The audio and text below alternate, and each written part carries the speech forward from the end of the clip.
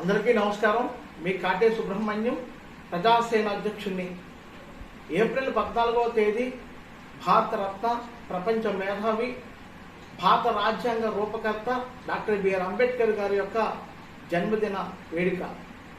బాబాసాహెబ్ అంబేద్కర్ గారి యొక్క జన్మదినం రోజున భారతదేశ స్త్రీలందరూ కూడా ఆ జయంతి వేడుకల్లో పాల్గొనాలనేటువంటి అంశము ఈరోజు నేను చెప్పదలుచుకున్నాను.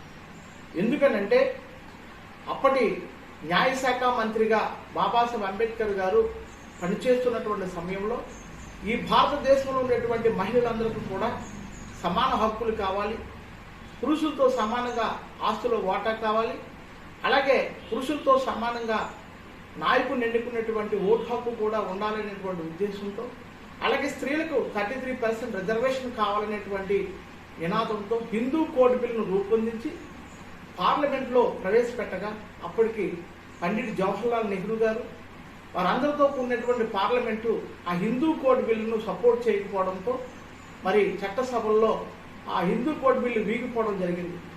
తక్షణమే ఈ యొక్క భారతదేశంలో మహిళలకు గౌరవం ఇవ్వలేనటువంటి ఇటువంటి చట్టసభలో నేను కొనసాగలేనని చెప్పి తన న్యాయశాఖ మంత్రి పదవికి మరి తృణప్రాయంగా రాజీనామా చేసినటువంటి గొప్ప మహోన్నతమైనటువంటి వ్యక్తి డాక్టర్ బాబాసాహెబ్ అంబేద్కర్ గారు.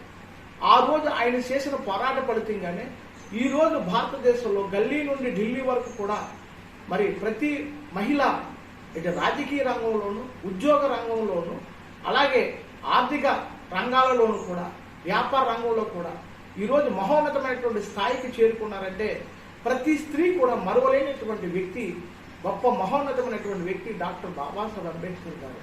అందుకని ఈ భారతదేశంలో బాబాసాహెబ్ అంబేద్కర్ గారి యొక్క జన్మదిన వేడుకలో ప్రతి మహిళ కూడా పాల్గొనాలి.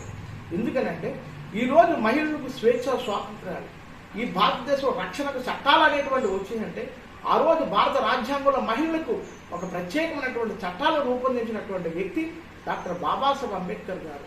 అందుకనే ప్రతి మహిళ కులాలకు అతీతంగా, రాజకీయాలకు అతీతంగా, మతాలకు అతీతంగా పూజించదగినటువంటి గొప్ప వ్యక్తి బాబాసాహెబ్ అంబేద్కర్ గారు. అందుకనే ఈ భారతదేశంలో ఉన్నటువంటి మహిళలందరికీ నేను ఒకటే చెప్పదలుచుకున్నాను. మన తల్లిదండ్రులు మనకి జన్మనిస్తే ఆ జన్మను సార్థకత చేసుకోవడానికి గొప్ప చదువును మనకి ఇచ్చినటువంటి వ్యక్తి, అలాగే ఈ సొసైటీలో మనం సమానత్వంతో మెలగడానికి అనేకమైన హక్కులు ఇచ్చినటువంటి వ్యక్తి డాక్టర్ బాబాసాహెబ్ అంబేద్కర్. కాబట్టి మహిళలందరూ కూడా ఈ జన్మదిన వేడుకల్లో పాల్గొని ఆయనకు మరి ఘన నివాళులు అర్పించాలని కోరుకుంటూ మీ కాటే సుబ్రహ్మణ్యం.